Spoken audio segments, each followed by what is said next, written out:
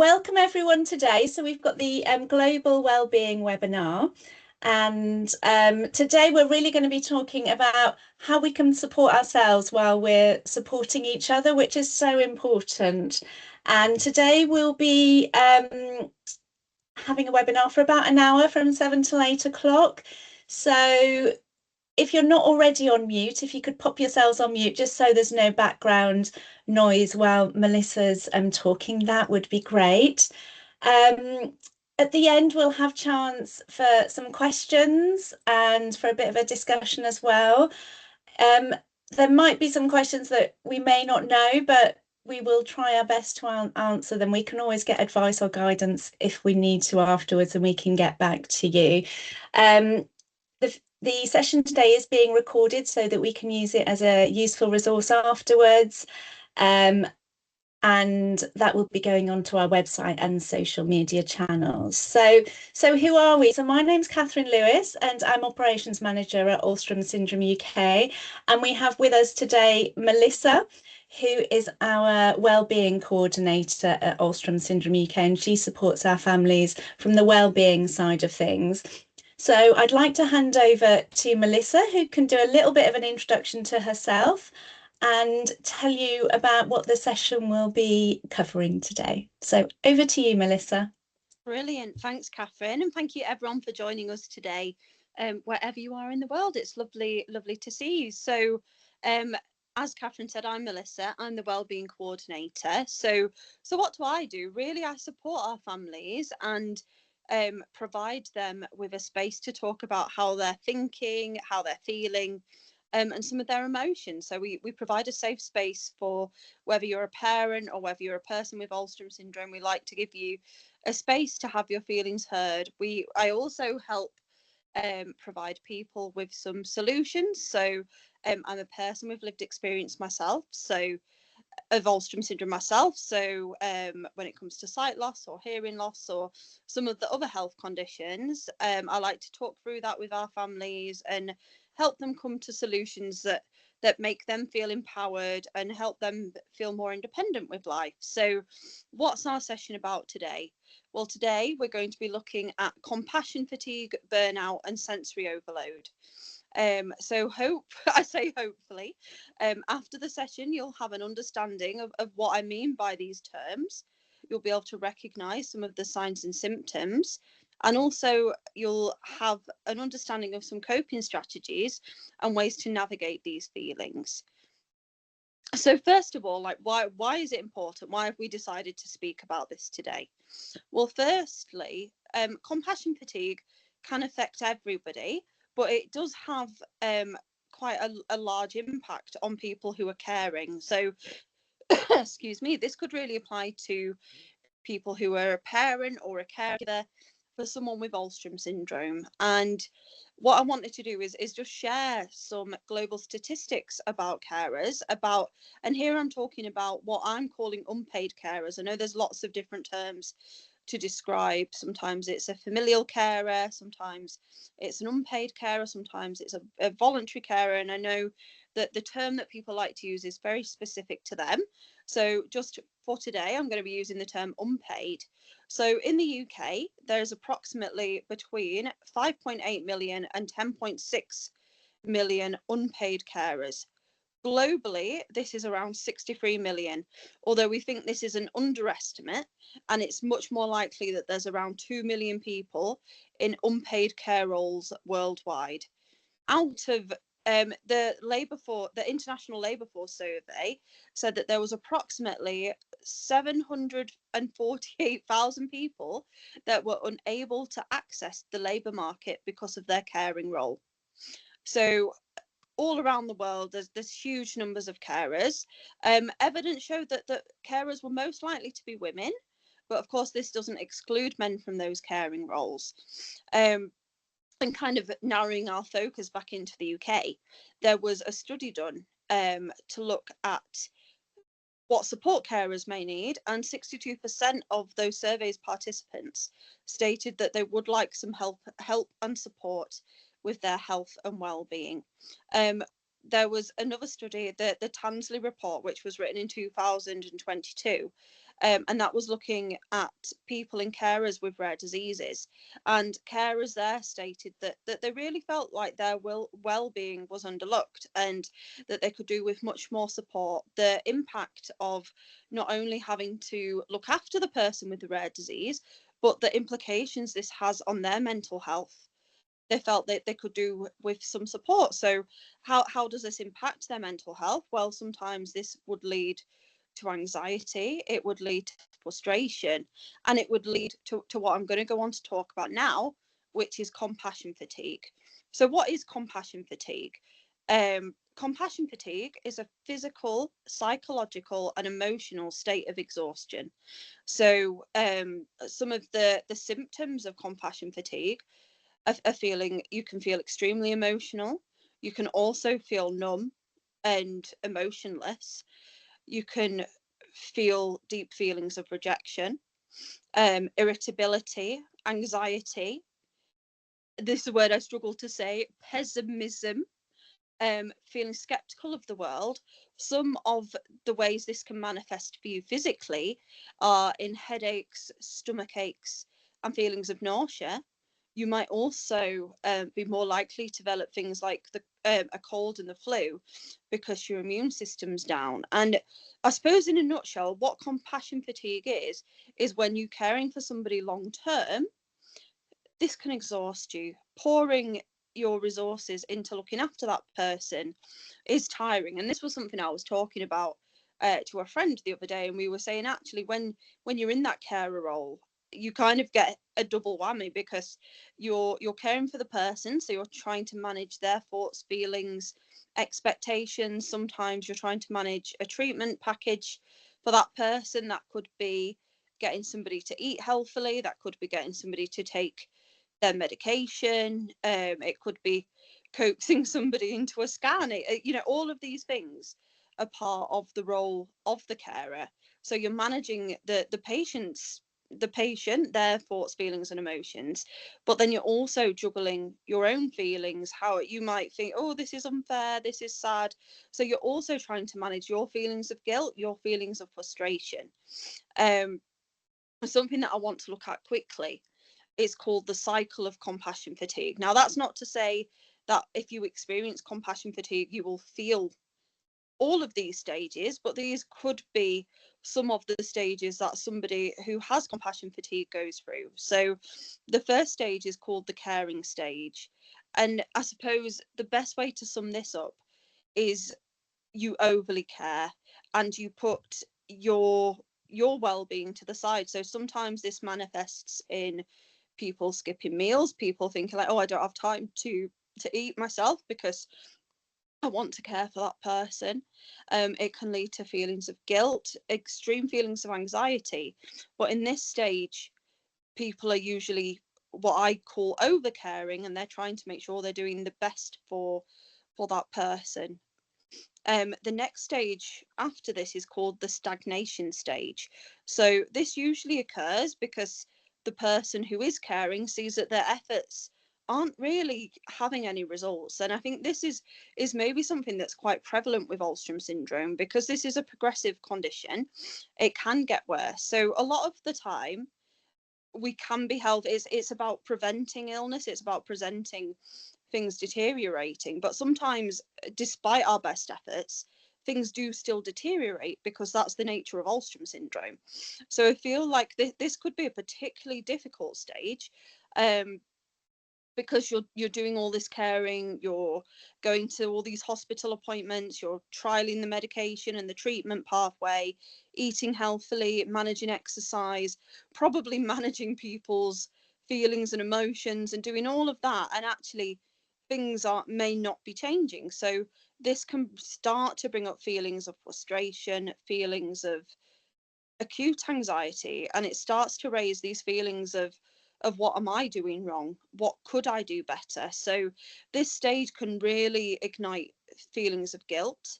It can also be a part of life where, actually, as a caregiver, you feel grief. So we are going to be sharing some grief resources, but there's lots of different types of grief. So one type of grief that a person can experience is called if I can say it, is called anticipatory grief. And this is where we grieve for the life that a person could have. So this is maybe coming into play if someone's losing their vision, somebody's health's deteriorating.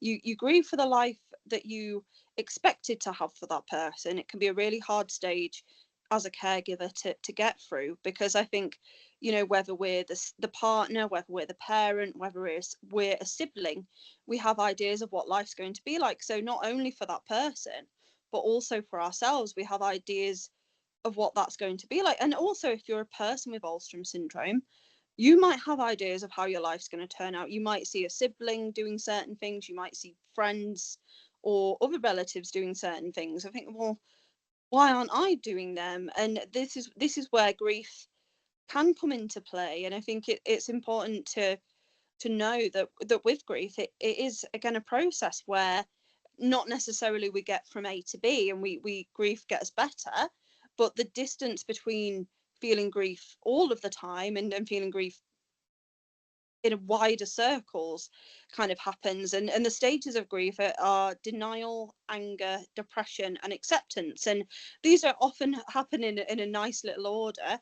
These things can be at play at any time, and it can be a small thing that makes us feel a certain way. So this is all part of the stagnation stage of the compassion fatigue cycle. So this leads on to what we call the frustration stage, which, as the name suggests, is where that feeling of things aren't getting better, things are stagnating, that then turns into anger and frustration, which can also bring up feelings of grief.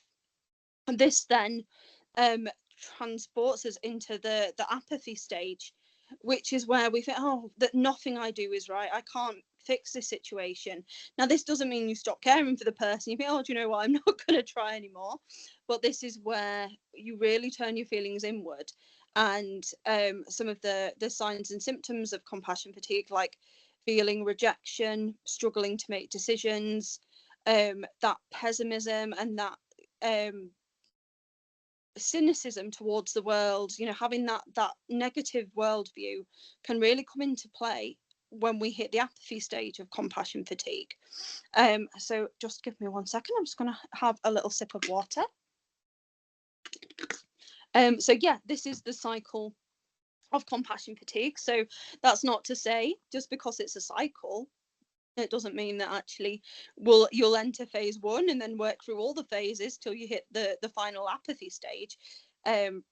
These stages, as it's a cycle, these stages can hit at any time. You might feel one emotion, you might feel all of the stages all at once, which I can only imagine, you know, with my job, sometimes it's about understanding when that cup's starting to get full, and when actually I'm starting to feel a bit of compassion fatigue. So that's when we'll move on to this a little later on. But when we hit that stage, it's so important to refill your cup. Remember that just because you're emotionally exhausted, just because you're tired, that is perfectly natural. You know, with all of these things, all of these really high stress situations, that takes a toll on the body, it takes a toll on the mind. And it's really important that you give yourself time and space for you to feel how you're feeling, to process all those emotions. You know, and even those negative emotions like anger, frustration, grief, sadness, they're all okay to feel. If we suppress those feelings, that can have real negative implications, not just for our mental health, but for our physical health as well. So I'm now going to go on to talk a little bit about burnout. And when I was thinking about this, I was thinking this might be something that people who have Alström syndrome or a long-term health condition may be more likely to face. And it's very similar to compassion fatigue in the fact that it's a physical and emotional condition where you are absolutely exhausted. But where I thought this might fit more to patients and people with Alström syndrome or rare conditions is the fact that sometimes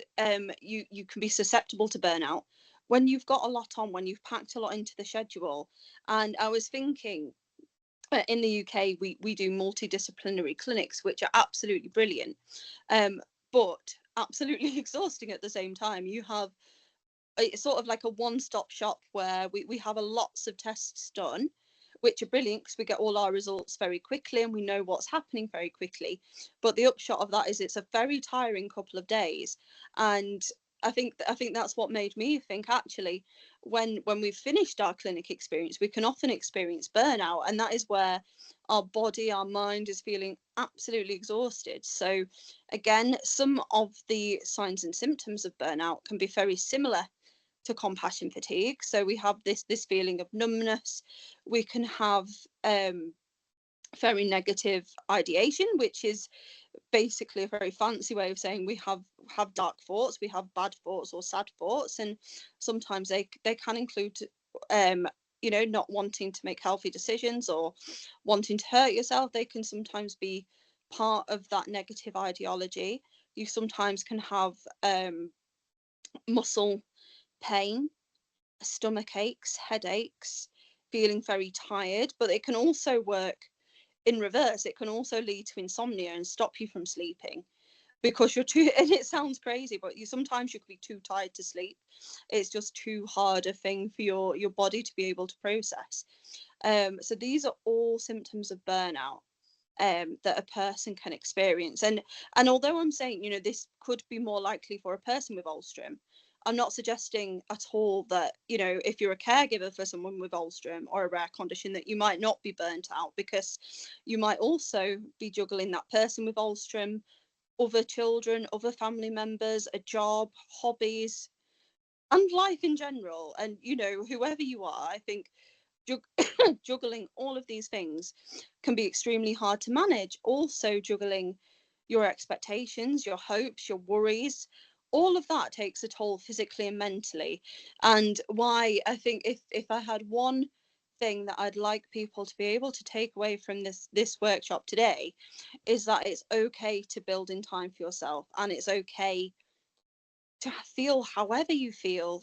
This is I think when you strap into the Alström ride, it's definitely a bumpy journey, and however you feel at any given time, it is absolutely okay. I think everybody needs time to feel happy, to feel angry, to feel content, all of these things, and actually feeling all of these things, living your life, having to juggle education, work, volunteering, hobbies, family, your own brain, all of these things is a lot to manage and can definitely lead to some of these conditions. So what we're going to move on to now is self-care and why it's so important, and probably something that I say to multiple people multiple times a day, because it is so important. Now, looking at compassion fatigue, I think a big element that stops people jumping on the self-care ship is guilt, is worrying that if they're not caring for that person,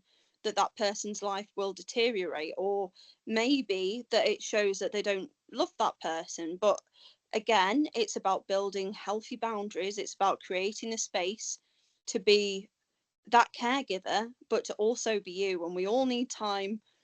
One of the points on there is saying take off your hat. So this is something that I do regularly. I like what we call visualization. So that's a fancy word basically for imagining.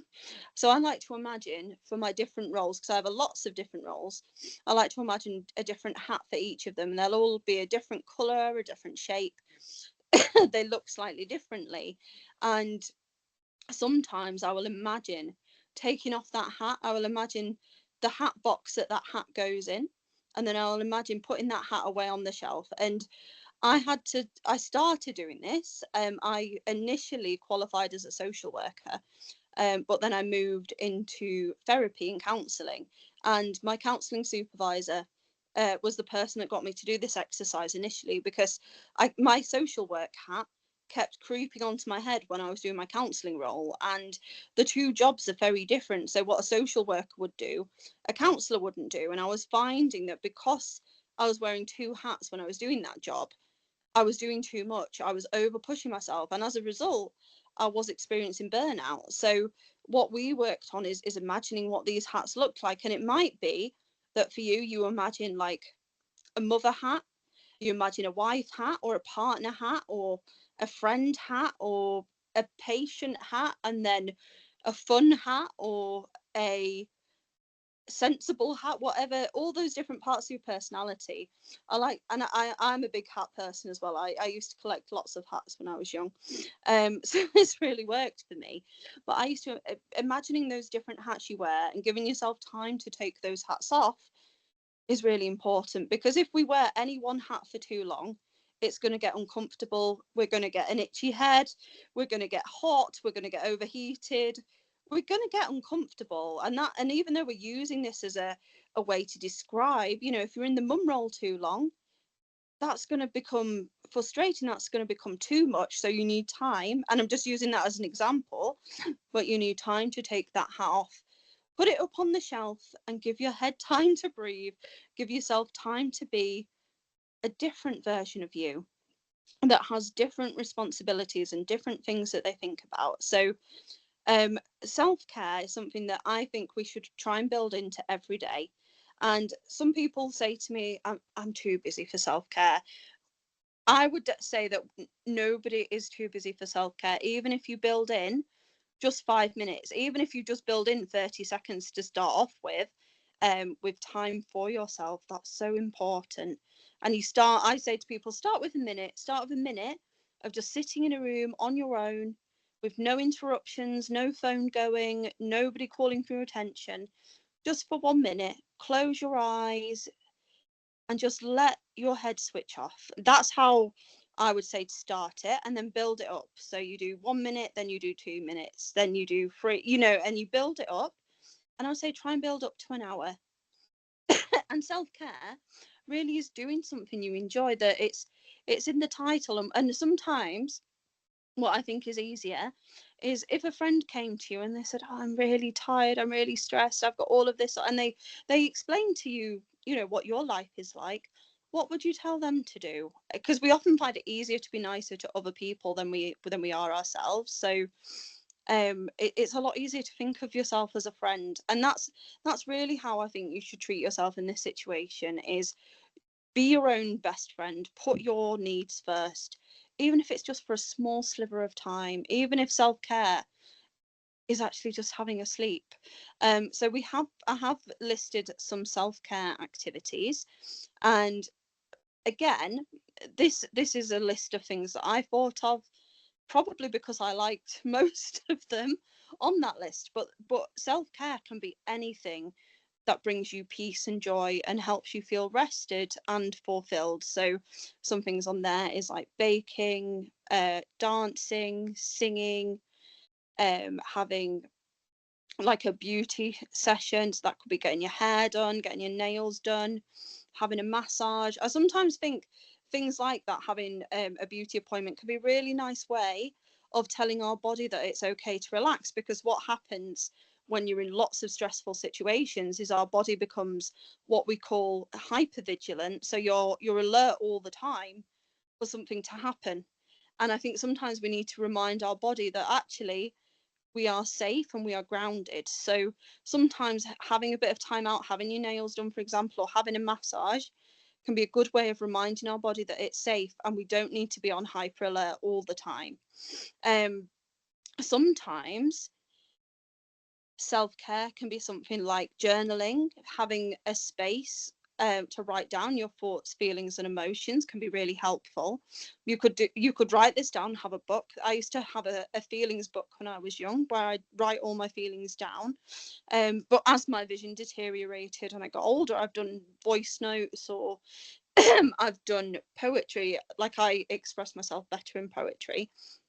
So sometimes I'll give myself a title. For example, when I'm feeling something negative, so say sadness, I'll give myself a title, and then I'll allow myself some time just to write about that and see what comes out, and allow my emotions to flow for that moment in time.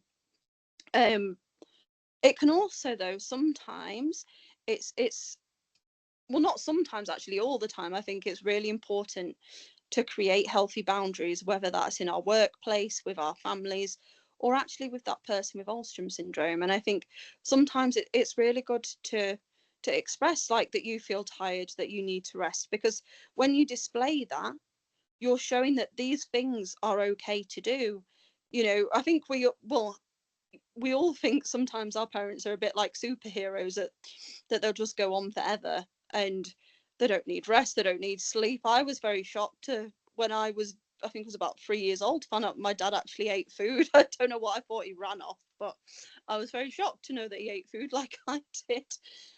So actually talking about these boundaries and putting in some self-care early on can be some really good modeling behavior for young people. But again, communication to your partner, to other children that you may have, to friends or family, can be a really good way of expressing what you need. I always say, like, people aren't mind readers. And although we think, oh, well, they must know I'm tired. I think that's a big one. They must know I'm tired. They must know what I've got on. People do, but I think they also see people cope, because that's what people do in difficult situations. They cope, they adapt, and they manage. So sometimes people don't see, it's a bit like you're a swan and all that work, you look elegant on top and all that work is going on underneath. So I think, people aren't mind readers. So rather than letting things build up and feel frustrated or feel angry, it's about talking early on. It's about saying, I feel this way. And then I think the best thing you can do is, let's say angry, for example, I feel angry and I need, if you can set out that boundary for you and a loved one, I just think it's really beneficial. You're communicating what you need. They then know what you need.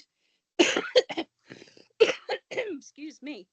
So there's no guesswork. And I think it would be lovely if we thought, oh, do you know what? I feel really tired. Wouldn't it be lovely if so and so cleaned the house and I didn't have to put that wash on, for example?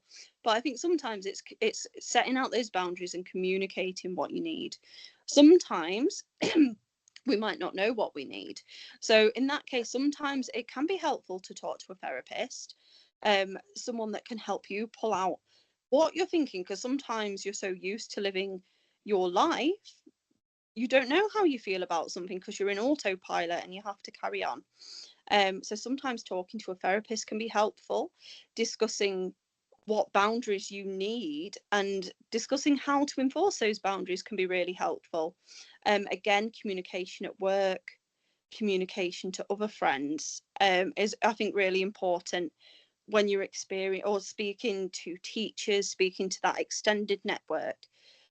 Communication is never a bad thing, I don't think. So I'm just going to have another little drink and then we will move on to sensory overload. Does anybody have any questions at this point before we move on?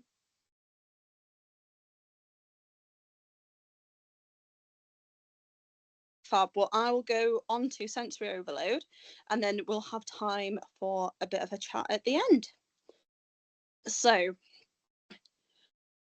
why are we talking about sensory overload first? Well, I thought it was an important topic to cover because I think when you have dual sensory loss, some things can feel overwhelming. So sensory overload is basically our brain's response to when we have, let me find the right ways, is when we have more than one of our five senses amplified, and all those responses are kind of turned up in our brain. So it's like having what we can see turned up to 100, what we can hear turned up to 100, or what we can smell turned up to 100, what we can feel. These are, the five. What we can taste turned up to 100.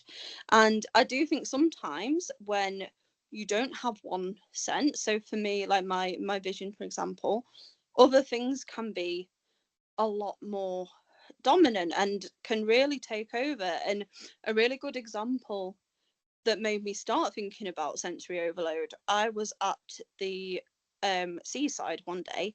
I was waiting in a queue and it was really sunny, so I felt really hot, and I could hear this dog barking like repeatedly. It was just woof woof, it was really kept going, and I could smell, because it was a beach where horses could ride, so I could smell horse poo. And all of these senses got louder and louder and louder in my mind. And then I felt really faint and really dizzy. And these are some of the symptoms of sensory overload, because the volume was turned up so loudly. It had a really kind of massive impact on my body. I felt dizzy, I felt sick. I had to sit down in the end and have some water, because I really, the noise just got louder and louder. The smell got more and more intense.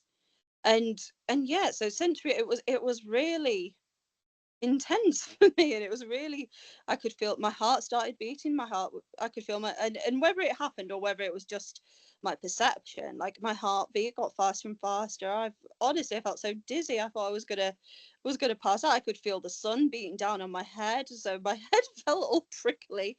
It was a very intense situation. um so what I'm kind of going to go on to next is just some of the other conditions that might mean that sensory overload is more prevalent. And looking at children to start off with, like 1 in 6 children can experience sensory overload. And a reason for this can be that children's brains are developing at quite a different rate while they're certainly a child. So this can make sights, sounds, smells, tastes, or touch. This can make them more dominant in a child's mind. So when I was looking at the research, it was saying that sensory overload in children was much more common than it was in adults. But I was kind of thinking, like, is it much more dominant, or is it just that children haven't learned to moderate their responses? So some people may have heard of the term masking. That's where you feel a certain way, but to fit in with society, you sort of hide how you're feeling. So I was wondering whether children don't know how to mask because they don't know about social niceties. They don't know not to respond in this way. So actually, I wondered whether just as many adults as children feel this way, but adults know how to hide how they're feeling. So some of the other conditions that may be more susceptible to sensory overload, one of those was autism, and for people who are neurodiverse. And this can be because their brains process things in a different way. So this can sometimes mean that loud noises will affect them, certain smells or certain textures or tastes. So this could mean sometimes that certain clothing is they can't wear certain clothes, or they'll avoid certain foods. Also another neurodiverse condition, ADHD. So the reason for the sensory overload with people who have ADHD is often because their brain is giving them so many different impulses at such a high rate, that their brain is fighting. It's sort of like pick me, was how I saw a great video that described it. So you've got all these impulses fighting to be the dominant impulse and the one you focus on, and this can cause them to experience sensory overload. Another condition where people may feel sensory overload is PTSD, or post-traumatic stress disorder. And this can be the case because you have, what happens in this disorder is you have a stressful or traumatic event, and there may be certain smells, certain tastes, or certain sights, certain sounds that remind you of that traumatic incident. Then your brain latches onto this sound, smell, sight, whatever it is, and really amplifies the way that you interact with it, and that makes the feeling so intense that causes the sensory overload. Another condition is actually called sensory processing disorder, and this, I think this manifests particularly in people not liking certain sensations. So this can manifest in food, or it can manifest in clothing, and that is a condition where the brain processes things in a different way. Some other conditions that are linked to sensory overload can be things such as fibromyalgia, multiple sclerosis, chronic fatigue syndrome, and other long-term chronic health conditions. And I think look at the research in these areas wasn't as strong as it was for like autism and ADHD and things like that. But what it was saying is, certainly for things like fibromyalgia, the brain is picking up pain. It's more it's easier for it to pick up pains. Oh, what am I? Sorry, my video turned its. Sorry, my video turned off, and as I don't think it was a great loss not seeing my face, I've hopefully turned it back on. So yeah, it was sort of saying, when you have these chronic health conditions, your brain can be more susceptible to picking up certain things. So what are some of the signs of sensory overload? And as I was sort of saying earlier, some of these signs can be easier to pick up in children, because children might do things like covering their face so they can't see something, covering their ears. They might cry, they might show high signs of irritability or anxiety.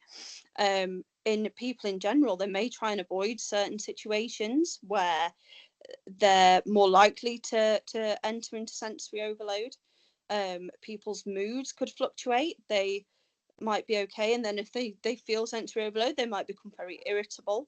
Having a flushed red face can be a sign of sensory overload. Again, as I've said, avoiding certain situations, certain clothes.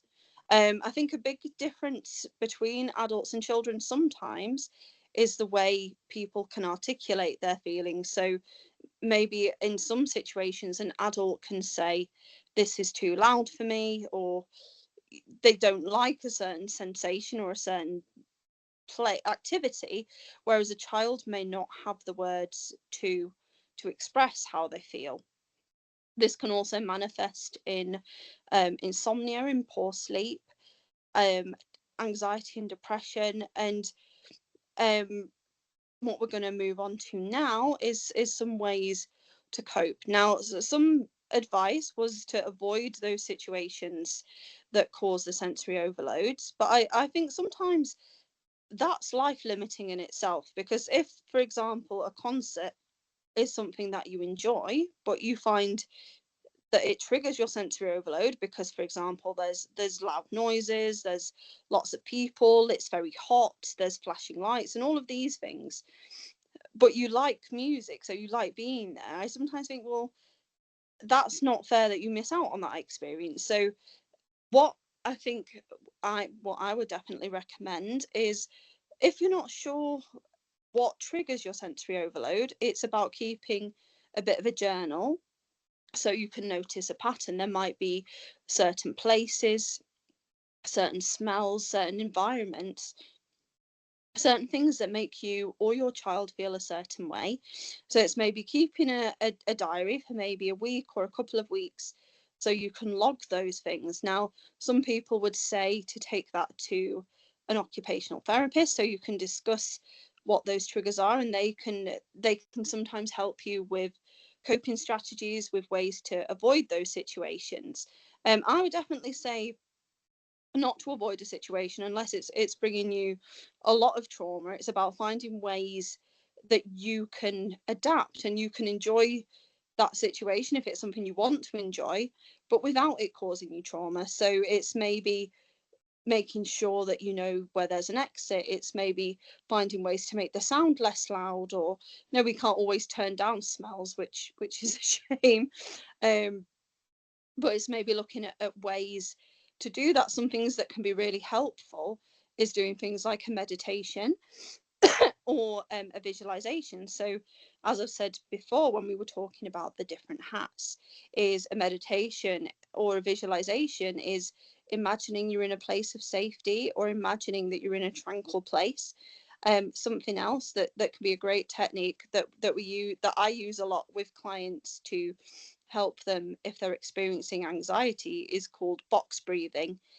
So this is a great technique for if somebody is in a anxiety attack or a panic attack, and it helps you move from the emotional part of your brain, which is the part of our brain that panics and feels that fear, feels that emotion. It helps us move from our emotional brain to our logical brain, which does a few things. It helps tell our body that we are safe and that we are grounded. And because what we're going to be doing in our box breathing is counting is a very logical thing. So it helps our brain move away from that emotional side, move away from those feelings of fear, and into a more logical place where we can maybe think, okay, I'm experiencing sensory overload because it's very loud or it's very hot and there's lots of lights or that kind of thing, but I am safe. I'm going to moderate my breathing now, because when we panic, one of the things that happens is our body gets ready for fight or flight. So our heart rate may increase, our blood pressure may increase, because we're getting ready to either fight that situation or run away. So our body goes through these physiological changes, and by doing the box breathing, we're telling our body that we are safe and we can navigate this situation. So it might be good to communicate this technique to somebody that you're with, or if you're a parent, to do this with a child to help calm them down and help just remind them that they're grounded and safe. It could also be a good thing to communicate. Again, communication is key. So what I would advise is that you maybe create what I call a safety plan, and all that means is if you enter into a situation of anxiety or high panic, you have some self-soothing behaviors. So they're things that calm you down. It might be someone giving you a hug, it might be stroking your hair, it might be cooling your body down so it doesn't feel hot.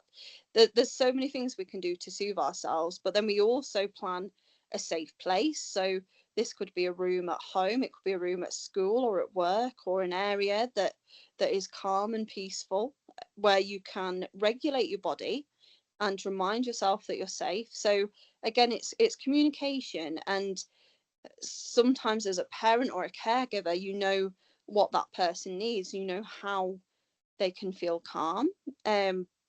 But then sometimes if it's you, you know the things that help, you know, maybe taking away that loud noise, or having a different smell, maybe carrying a certain essential oil with you that you can smell, that just takes your mind off that really intense smell. That might be helpful. So a safety plan helps you think through what we call self-soothing exercises, or soothing exercises, a safe place, a safe person, just to help remind your body that it is safe and to help it regulate itself.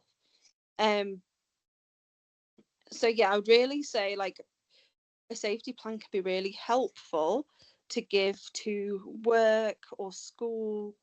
That can be really, really helpful. So I've talked to you guys a lot, so thank you all so much for listening. What I thought I would just finish off was actually talking us through some box breathing, just so you can experience it for yourself. And what I would say is, although we're going to use the count of 4 today, if the count of 4 is too much, I know when I started doing this, my lungs were quite poorly, so I couldn't actually do it for 4 counts. So you can really adapt this exercise and do what works for you. If you can just do 2, then you do 2. If you do 3, you do 3. So yeah, it's just doing whatever works for you. There's no right or wrong. I mean, there is a procedure to follow, but there's no right or wrong way. So what I'd like you to do is just to sit comfortably, give yourself a nice open posture. So uncross your legs, which is funny because my legs were crossed, so I'll uncross my legs as well. Just make sure your arms are nice and comfortable. If you'd like to, close your eyes. You certainly don't have to if you don't want to, but just whatever makes you feel comfortable. And I just want you to take your awareness out of the room around you, so you're just focusing on yourself, and listen to my voice. I want you to breathe in, 2, 3, 4, hold, 2, 3, 4, breathe out, 2, 3, 4, in, 2, 3, 4, hold, 2, 3, 4, out, 2, 3, 4, in, 2, 3, 4, hold, 2, 3, 4, out, 2, 3, 4, in, 2, 3, 4, hold, 2, 3, 4, out, 2, 3, 4, in, 2, 3, 4, hold, 2, 3, 4, out, 2, 3, 4, in, 2, 3, 4, hold, 2, 3, 4, out, 2, 3, 4. So keeping nice and relaxed now, and just breathing in and out, just nice and calmly. Want you to start to bring your awareness around your body, just thinking how it feels, allowing that awareness to spread down from your face into your shoulders and your neck, down each of your arms now, through your elbows and into your forearms, down that forearm, into the wrist, into the palm of your hand, and down into each of your fingers, just having that awareness on how they feel. Just let them tingle a little, bringing that awareness now back up your arm and through your shoulders, into your chest and into your stomach, and down now into your pelvis and hips, through your thighs and your knees and your calf and your shins. Just feeling how it feels. Now into your ankles, the heel, the top of your foot, down each toe and into the sole of your foot now. Just feeling how it feels. Just bring that awareness now back into the room, whether it's hot or cold, how you're feeling in this moment. And when you're ready, give your body a nice big stretch and open your eyes.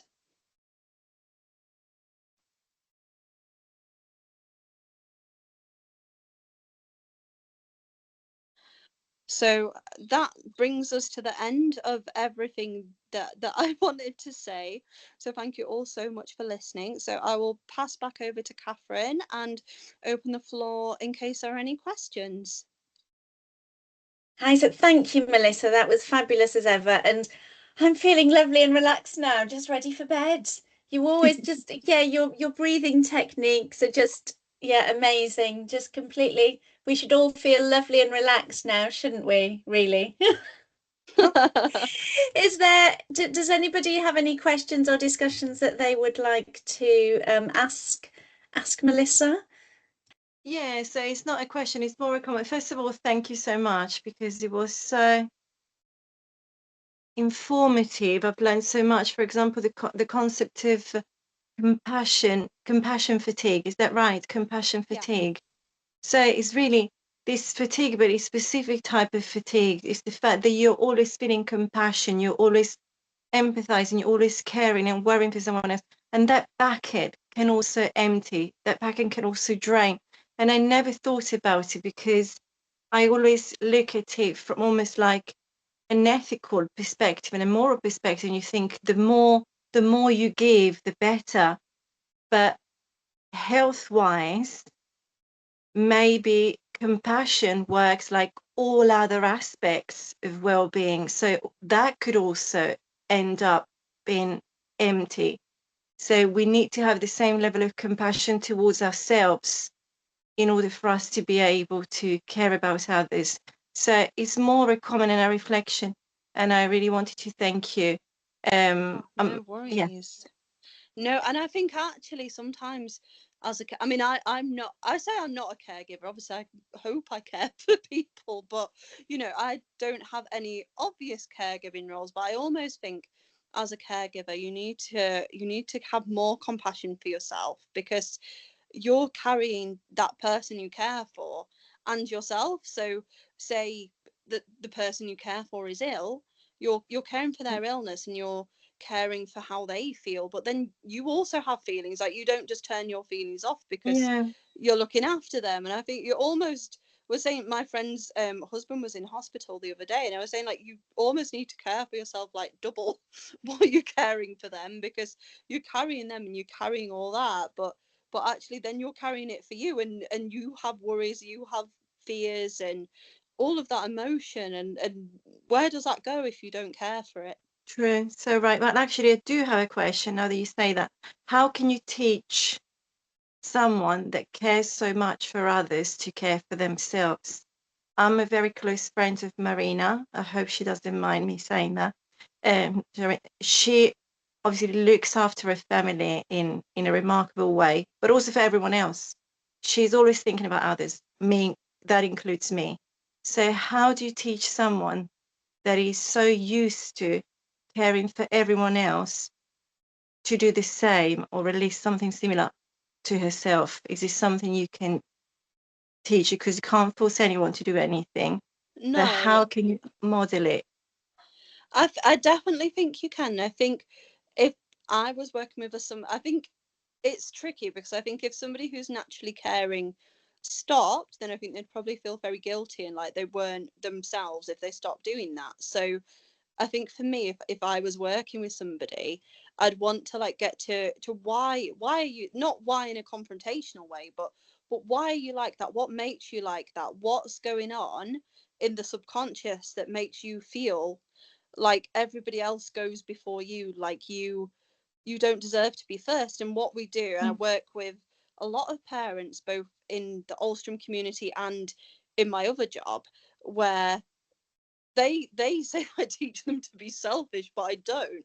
I just teach them that they're just as much as a priority as the Mm, person that they look after and the people that they care for. And I always mm, say, like, you can't pour from an empty cup. So how do you feel it? Even if you look at it like a cup of tea, well, if it's empty and you want another cup of tea, you have to put lovely. water in. You have to make it, don't you, to feel it. So it's the same with compassion. To have Mm, compassion, you need to mm. take time to fill your cup so that you've got tea to pour for other people. For So others.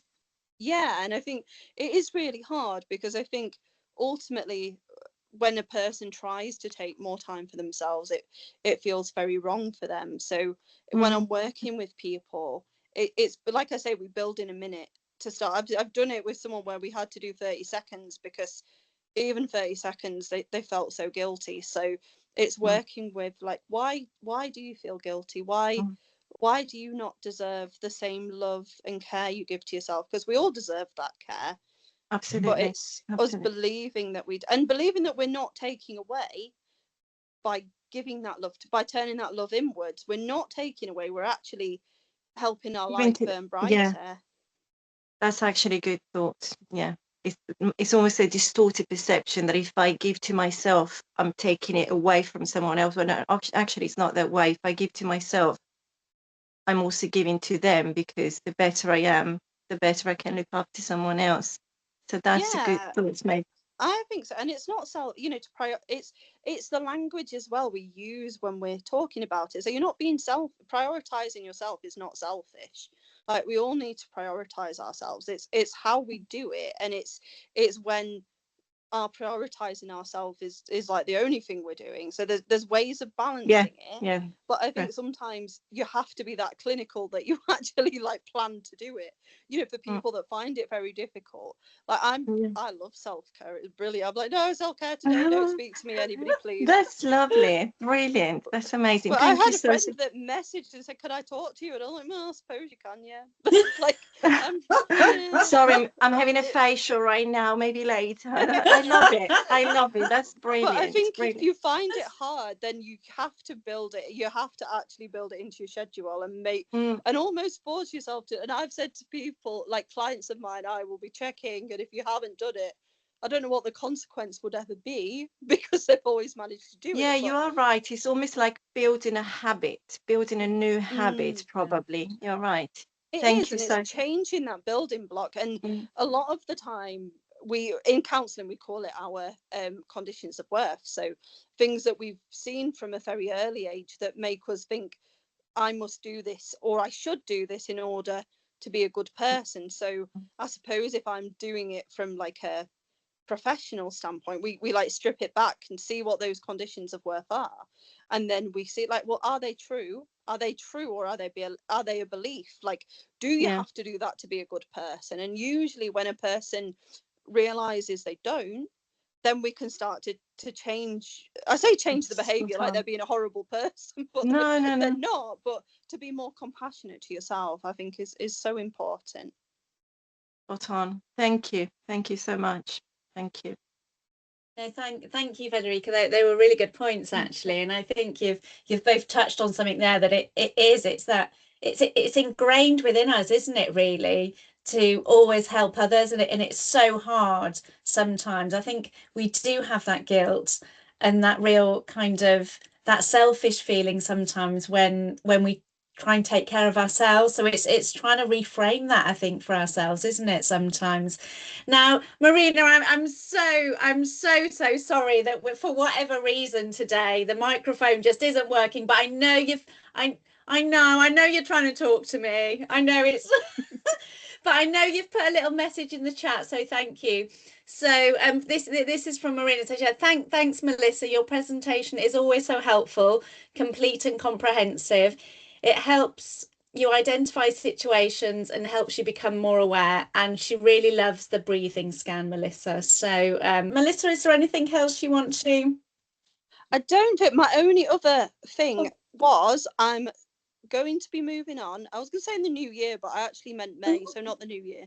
In May, I'm going to be starting, it's called Beyond Sight, and it's all about navigating sight loss as an individual, navigating it as a parent, or a caregiver, because you could be anyone really. So what I'm looking for is co-contributors, so anyone that has a story to tell about sight loss, about, could be going away to college, it could be a hobby that you've adapted, it could be, I mean, what I'd love to know is how you do like nice buttery toast without using like half a block of butter.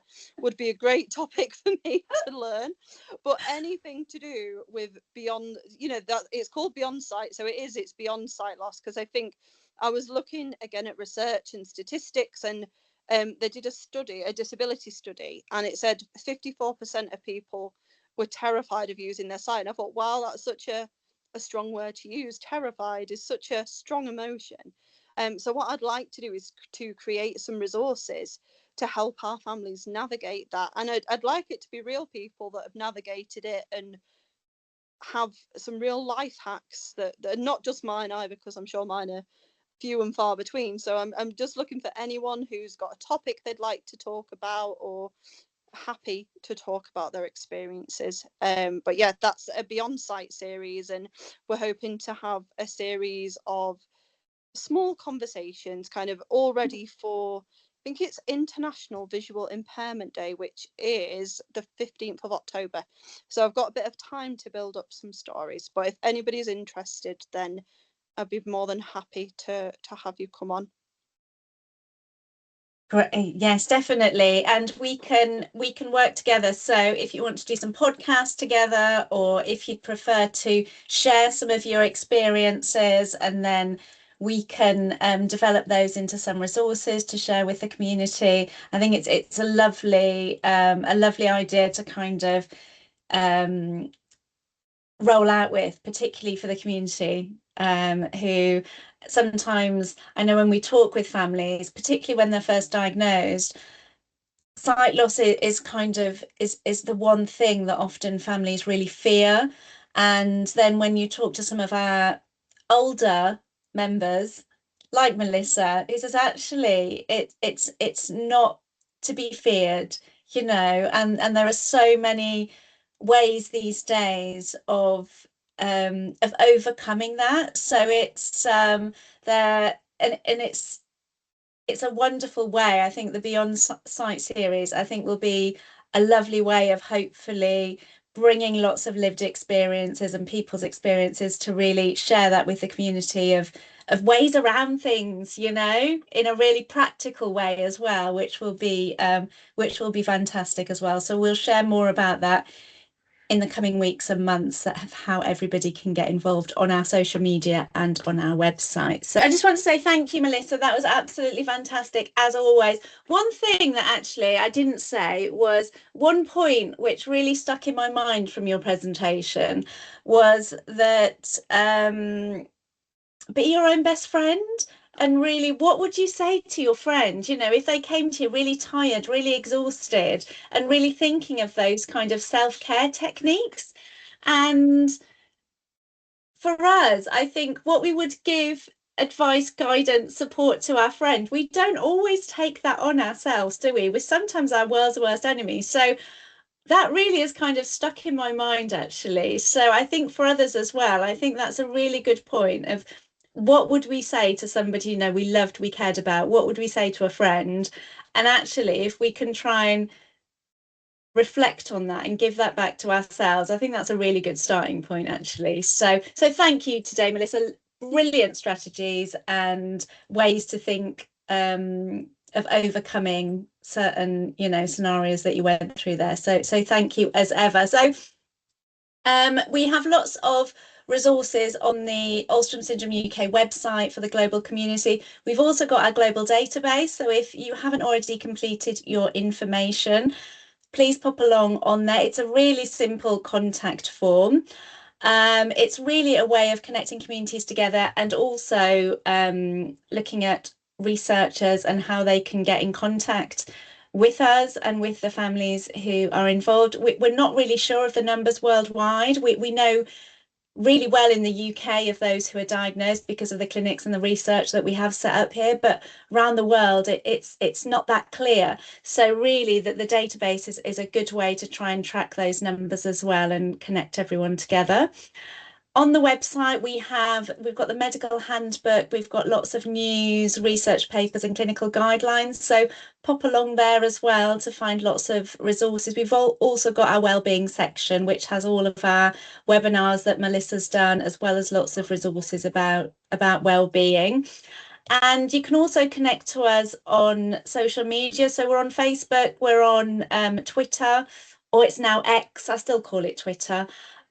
TikTok, and we also have our family day coming up on the 11th of July, which is at New College Worcester, which is in the UK, which is just outside Birmingham, and it's going to be a family festival mainly around fun activities and lots of sports to try and encourage families to have a go at sports that they probably didn't think were even possible. So, and there'll be some research and clinical updates on that event as well. The event is on the website and also on our social media website and social media channels. And there's a booking form which is live now as well, so you can book onto the event. So thank you everyone for joining us today. It's been a wonderful session. Over the next week or so, I'll edit this video and it will go onto the website so you can have a look back on any strategies, and all the wellbeing webinars that we've done previously are all on there as well. And there's lots of resources and techniques, including some of Melissa's fabulous breathing techniques and some of her meditation techniques, which are always very lovely to listen back to. So thank you, Melissa, and thank you everyone for joining us today.